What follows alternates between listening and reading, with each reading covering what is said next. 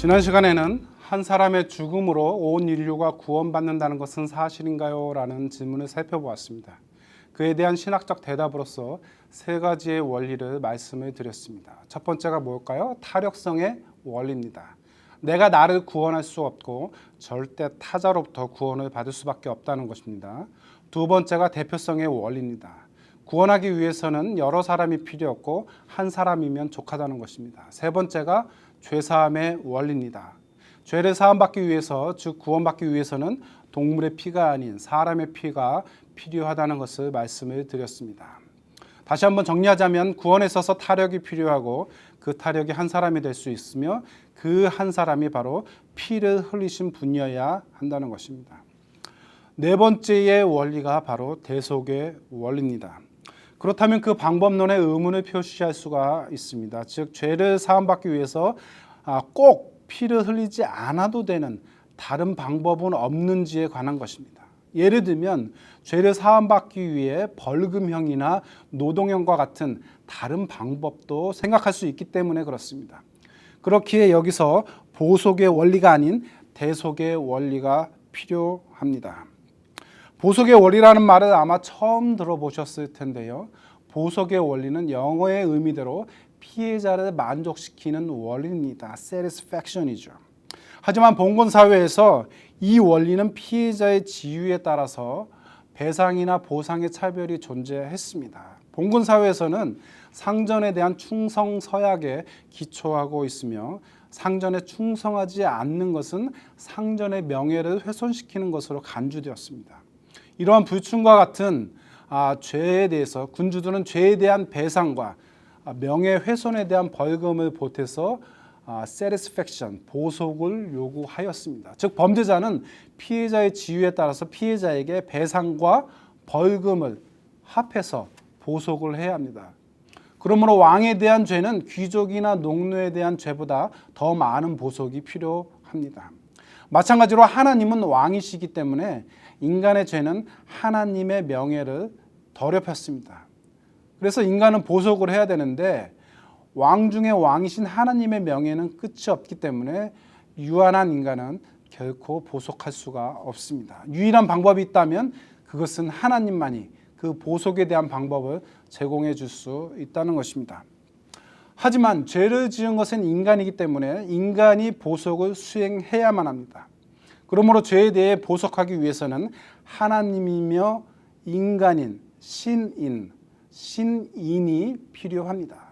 그분이 바로 예수 그리스도입니다. 즉 예수 그리스도는 하나님으로서 보속의 방법을 제시할 수 있고 인간으로서 자신의 생명을 주심으로써 그 보속을 실행하신 분이십니다. 이러한 보속론을 주장한 사람이 바로 캔터베리의 안셀름이라는 신학자입니다. 그는 이러한 그의 생각을 왜 신은 인간이 되었는가라고 하는 책에서 정리를 했습니다. 그렇게 이 책은 이러한 보속론에 관한 고전적인 연구서가 되었습니다. 존 스토트는 이렇게 말을 합니다.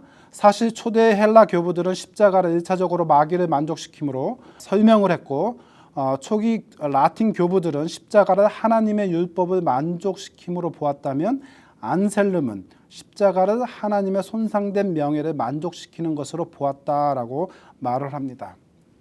이러한 보속론이 주는 장점은 첫째로 봉건 사회에서 속죄의 어려운 개념을 그 당시의 사회적 상황에 맞게 설명함으로써 신학적인 이해를 도왔다는 것이고요. 둘째가 인간의 죄가 하나님의 명예를 더럽혔다는 사실을 인정했다는 것입니다. 셋째가 그리스도의 속죄설이 실제적으로 당시 유행하던 그리스도의 죽음이 사탄에게 지불된 몸값이라는 생각을 대치하였다는 것입니다.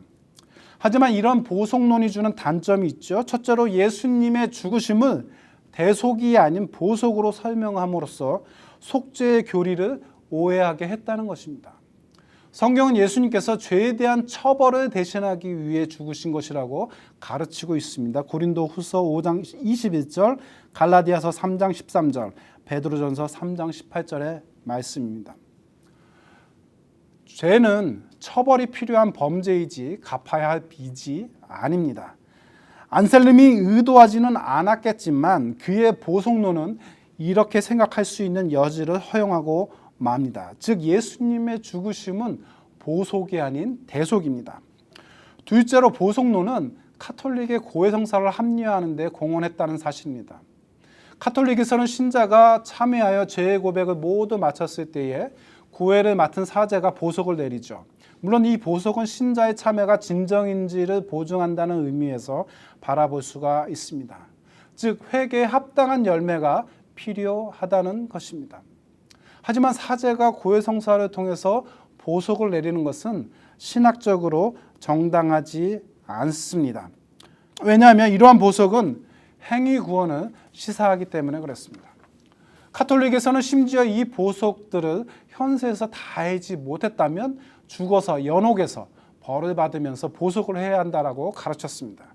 이런 가르침은 종교개혁의 도화선이 된 면죄부라고 하는 카톨릭의 입장에서는 아주 치욕스러운 역사로 진행된 것을 아실 것입니다.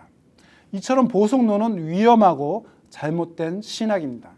그러므로 구원은 보속이 아닌 대속이어야 합니다. 다섯 번째가 화목의 원리입니다. 지금까지 구원에 있어서 타력이 필요하고 그 타력이 한 사람이 될 수 있고 그 한 사람이 예수님이어야 하고 피를 흘리는 방법이어야 된다라고 우리가 살펴보았습니다. 그렇다면 그 피 흘림의 대상에 대해서 의문을 표시할 수가 있습니다. 그것은 대속물은 누구에게 바쳐졌는가라는 의문입니다. 이레니우스와 니사의 그레고리와 같은 초기 교회 지도자들은 이러한 난해한 질문에 대해서 대속물이 사단에게 바쳐졌다는 견해를 피력하기 시작을 했습니다. 사단이 인간을 범죄하도록 만들었기 때문에 인간은 사단의 영향 아래에 있고 그래서 죄에 포로된 인간을 자유케 하기 위해서는 사단에게 대속물을 바쳐야 했다는 것입니다. 이러한 사상은 인기를 끌었고 여러 세기 동안 계속되었습니다. 하지만 나지안 주스의 그레고리는 하나님께서 사단에게 빚을 지거나 배상을 해야 한다는 생각은 터무니없는 생각이라고 보았습니다. 그렇다고 해서 대속물이 하나님 자신에게 바쳐지는 것이라는 사상도 역시 문제가 있다고 생각을 했습니다. 왜냐하면 인간이 하나님의 포로가 아닌데 하나님께 대속을 바칠 필요가 있는지에 대해서 회의적이었고 게다가 하나님께서 대속물을 요구하셨다면 아버지가 아들의 죽음을 기뻐할 수 없기 때문에 대속물이 하나님께 바쳐졌다는 것은 자기 모순에 빠진다라고 보았기 때문에 그렇습니다. 인간은 죄의 종노릇을 하고 사단에게 매인바된 것처럼 보이지만 그럼에도 불구하고 사단에게 대속물을 바치거나 배상금을 지불해야 할 이유는 없습니다. 왜냐하면 그들에게는 그와 같은 값을 요구할 능력도 없고 더욱이 사단이 죄값을 요구하지도 않았기 때문에 그렇습니다. 복음주의 신학자인 웨인 그루덤에 의하면 속죄를 위한 값은 그리스도에 의해 지불되었고 성부 하나님께서 그 값을 받으셨다라고 보고 있습니다. 이것을 법적인 의미에서 우리가 이해해야 될 필요가 있습니다. 그것은 죄에 대한 삭스 지불하는 것은 죽음의 선고를 분명히 무효하기 때문에 그렇습니다. 로마서 5장 16절인데요. 여기에 화목의 원리를 적용할 수가 있습니다.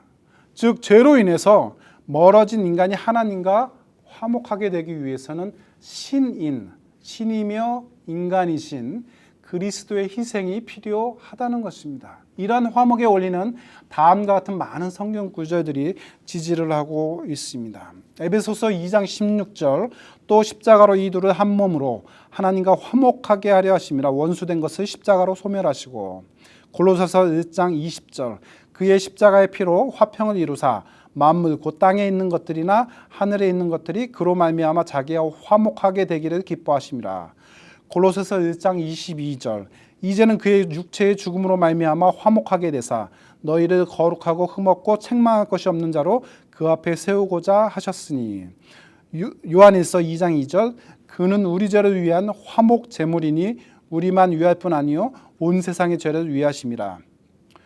요한일서 4장 10절 사랑은 여기 있으니 우리가 하나님을 사랑한 것이 아니요 하나님이 우리를 사랑하사 우리 죄를 속하기 위하여 화목 제물로 그 아들을 보내셨습니다. 위의 성경 구절들은 그리스도의 희생이 하나님과 화목하게 되기 위해 하나님께 바쳐졌다라고 설명하는 것이 더 합리적이라는 것을 우리에게 보여줍니다.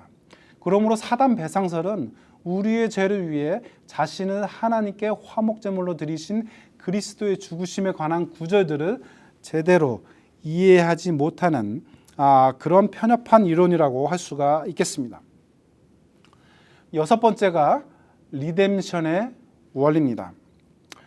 한 사람의 죽음으로 온 인류가 구원을 받을 수 있다는 것에 대해서 지금까지 5가지의 원리에 대해서 설명해 드렸습니다. 그럼에도 불구하고 그런 원리를 이해하려고 하지 않는 목이 곧은 사람들이 있습니다. 그런 사람들을 위해 단도직입적으로 설명할 수 있는 원리가 있죠. 그것이 바로 리뎀션의 원리입니다.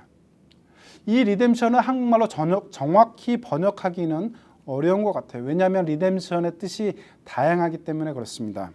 캠브리지 사전에 참조하면은 improve, get back, exchange, satisfy, buy back 이런 뜻이 있습니다. 종교적 의미로는 to free people from sin이라고 나와 있습니다. 굳이 종교적인 의미를 부여하지 않는다고 하더라도 리뎀션의 원리는 마켓에서 많이 사용하고 있는 원리입니다. 많은 마켓에서는 그 마켓에서만 사용 가능한 쿠폰을 발행합니다. 하지만 그 쿠폰은 아주 아무 때나 쓸 수 있는 것은 아닙니다. 그 쿠폰에는 작은 글씨로 TNC, Terms and Condition이 적혀 있습니다. 사용 가능한 날짜가 있죠. 사용 가능한 품목, 사용할 수 있는 제한 사항들을 지켜야 그 쿠폰을 리듬할 수 있습니다. 여기에 한 가지라도 어긋나는 것이 있으면 그 쿠폰을 사용할 수가 없습니다. 마찬가지로 기독교의 구원 방식은 기독교만의 terms and condition이 있습니다. 그것은 바로 예수 그리스도를 믿음으로만 가능하다는 것입니다. 따라서 기독교가 제시하는 이러한 terms and condition에 따르게 되면 구원을 받고 그것을 따르지 않으면 구원을 받지 못합니다. 거기에는 예외 조항이 있을 수가 없습니다. 그러므로 사람들은 한 사람의 죽음으로 온 인류가 구원받을 수 있다고 정한 그 룰을 따르느냐 따르지 않느냐만 결정하면 됩니다. 그것이 이성적으로 또한 감정적으로 받아들여지기 어렵다고 해서 따르지 않는다면 그것은 그 사람의 책임이 될 것입니다. 그럼 오늘의 말씀을 정리해 보도록 하겠습니다. 한 사람의 죽음으로 온 인류가 구원받는다는 것은 사실인가요? 라는 질문에 대해 우리는 6가지의 원리를 적용할 수가 있습니다. 첫 번째가 뭐죠? 타력성의 원리입니다. 내가 나를 구원할 수 없고 절대 타자로부터 구원을 받을 수밖에 없다는 것입니다. 두 번째가 대표성의 원리입니다. 구원하기 위해서는 여러 사람이 필요 없고 한 사람이면 족하다는 것입니다. 세 번째가 죄사함의 원리입니다.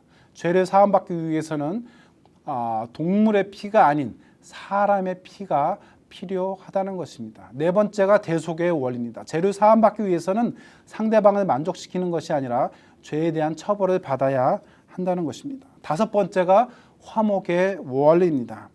죄를 지은 인간은 하나님과 화목해야 하고 그렇게 되기 위해서는 하나님께 제물을 바쳐야 한다는 것입니다.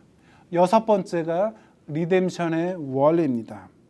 위와 같은 원리를 받아들이기 어렵다고 해도 예수님을 믿음으로써만 구원을 받는다는 것은 기독교만의 구원 방식이기 때문에 꼭 따라야 한다는 것입니다. 사실 하나님께서는 예수님을 보내시지 않고서도 온 인류를 구원하실 수가 있습니다. 하지만 하나님께서는 그렇게 하지 않으셨습니다. 한 사람의 죽음으로 온 인류를 구원하시기로 작정을 하시고 실제로 성자 예수님을 이 땅 가운데 보내주셨습니다. 그러므로 이 속죄의 교리는 은혜를 배가시키는 교리가 됩니다. 왜냐하면 그리스도의 십자가에서의 죽으심이 우리의 구원을 확정시키는 행위가 되기 때문에 그렇습니다. 만일 예수님을 이 땅 가운데 보내주시지 않으셨다면 우리는 구원받을 방법이 전무합니다.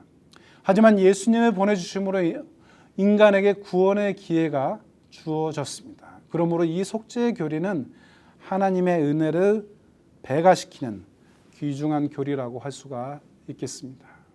기도하시겠습니다. 사랑의 하나님, 주님의 은혜를 감사합니다. 죽을 수밖에 없는 저희들을 구원하시기 위해서 예수님을 이 땅 가운데 보내주셔서 정말 그분의 자녀로 삼아주심을 감사합니다. 예수님 외에는 이 세상에 구원받을 만한 이름을 주신 적이 없다고 하셨는데 정말 그 이름을 고귀하게 여기고 정말 그 이름을 위하여 저희의 삶을 드리는 저희의 삶이 되도록 주님 인도하여 주시옵소서. 그래서 정말 모든 열방들이 주님의 이름 앞에 무릎을 꿇고 주님의 이름을 높이는 그때까지 저희가 정말로 최선을 다해서 주님의 말씀을 전하고 주님의 말씀대로 살며 주님의 향기를 드러내는 선한 영향력을 행사하는 저희들의 삶이 될 수 있도록 주님 붙잡아 주시옵소서. 정말 코로나 상황으로 인해서 여러 가지로 어렵습니다. 하지만 이 코로나 상황보다 크신, 문제보다 크신 하나님을 믿음으로 말미암아 저희가 더욱더 저희의 신앙을 견고하게 하여 주시고 정말 저희의 신앙을 통해서 저희의 삶을 통해서 주님께 최고의 영광을 올려드리는 저희가 되도록 주님 축복하여 주시옵소서. 이 모든 말씀 살아계신 예수님의 이름으로 기도합니다. 아멘. 걷고 있네 높은 언덕 아무 말 없이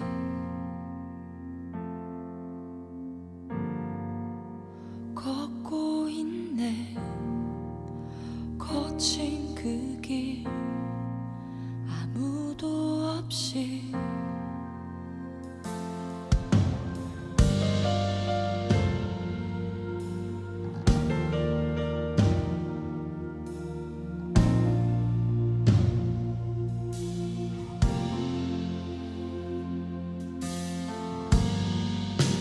걷고 있네 높은 언덕 아무 말 없이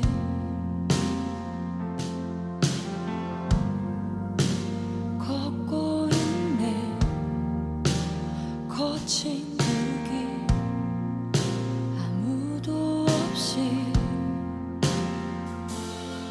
지친 발걸음 흐르는 눈물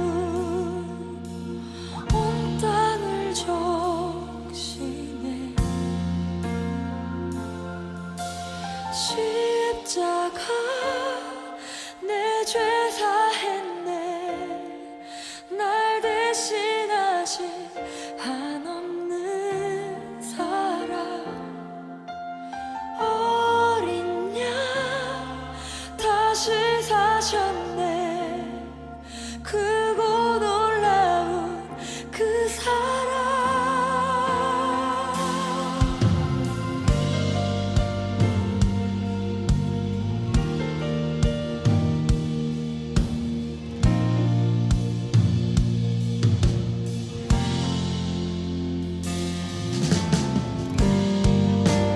걷고 있네 높은 언덕 아무 말 없이